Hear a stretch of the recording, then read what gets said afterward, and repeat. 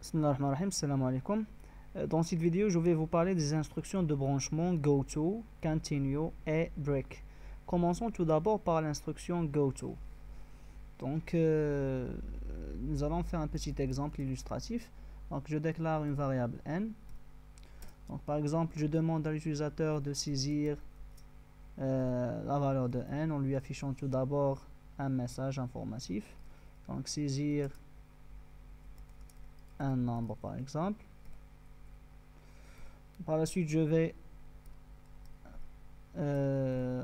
stocker ce nombre dans la variable n, donc l'adresse de n, sous le format pourcentage d, puisqu'il s'agit d'un entier, et un point virgule. Donc ce que je vais faire, c'est je vais tester si le nombre est nul. Donc s'il est nul, je vais passer à l'instruction get. Sinon, si le nombre est non nul, je vais le brancher au message printf.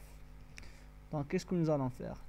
Donc if n est différent de 0, qu'est-ce que nous allons faire? Donc ici c'est préférable d'utiliser cette instruction saisir 0 par exemple. Donc si n est différent de 0, qu'est-ce que nous allons faire? Je vais le brancher à une étiquette. Donc étiquette que je vais appeler étiquette 1 par exemple, point virgule. Donc je vais le brancher ici. Donc je vais mettre ici ce label ou bien cette étiquette, étiquette 1. Donc maintenant qu'est-ce qu'il va faire? Donc il va exécuter, il va réserver de l'emplacement mémoire pour cette variable n. Par la suite, on va afficher ce message sur la console. Il va stocker la variable que l'utilisateur va saisir dans la variable n. Par la suite, il va tester cette variable s'il est différent de 0. Donc il va se brancher sur étiquette 1. Donc cette étiquette étiquette 1. Et elle va reprendre ces messages. Donc ça ressemble un petit peu à la boucle while. Ici, on a utilisé la boucle GoTo, c'est une instruction de branchement. Donc, tant que le n saisi est différent de 0, je serai toujours branché à cette étiquette. Et donc, ce message, bien, ces deux instructions vont se répéter tant que le nombre saisi est non nul. Donc, essayons d'exécuter ce petit programme.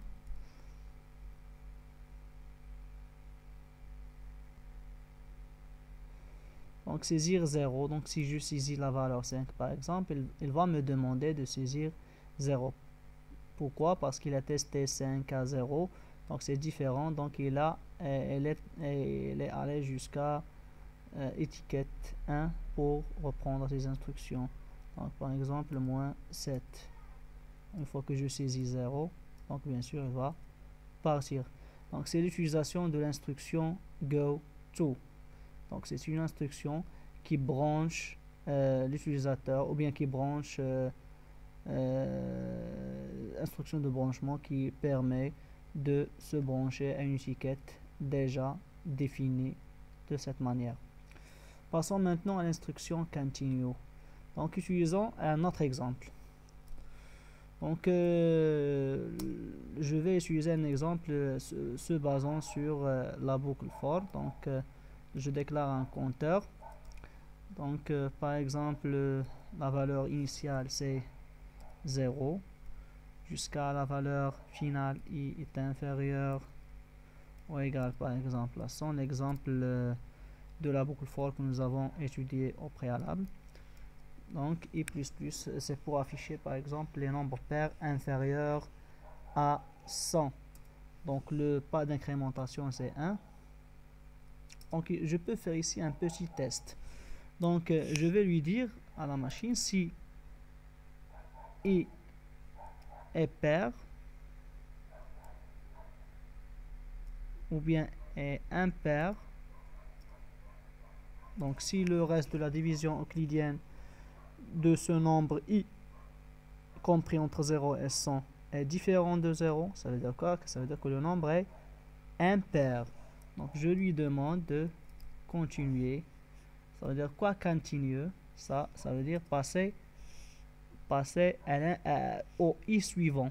Donc si je suis ici par exemple, si i est égal à 0, i pourcentage 0, i pourcentage 2 est égal à 0.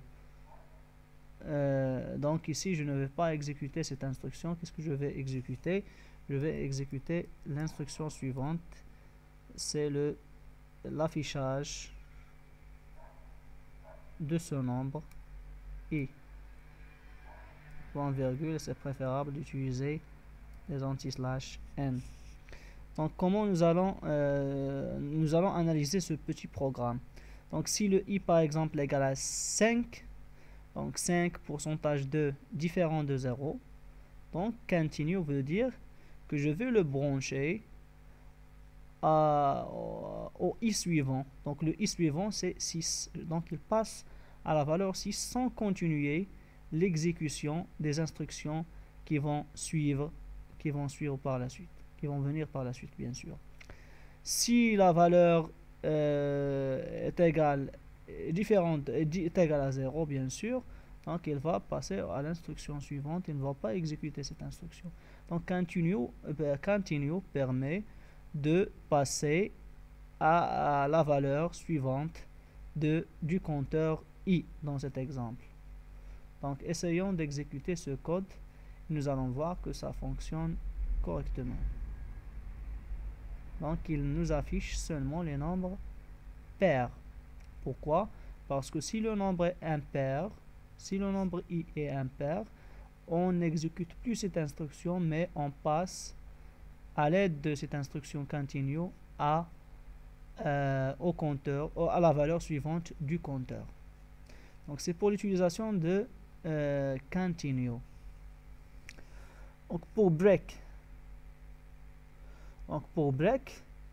nous allons voir,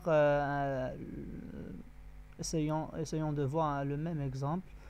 Donc par exemple ici, si je veux par exemple si je veux afficher seulement les nombres pairs qui sont inférieurs à 20 sans changer cette valeur ici. Par exemple, je peux écrire comme ça. Donc if i est inférieur, supérieur strictement à 20, ça veut dire quoi?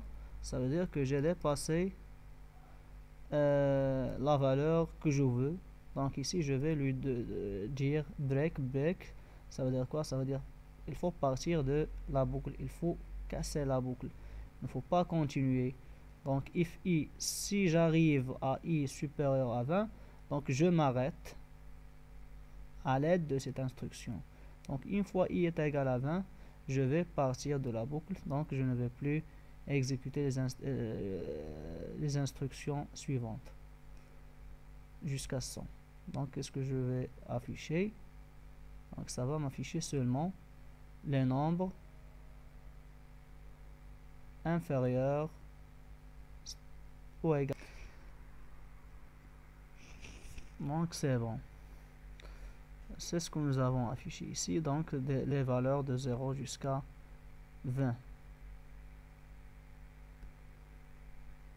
Merci pour votre attention et à la prochaine, Inch'Allah.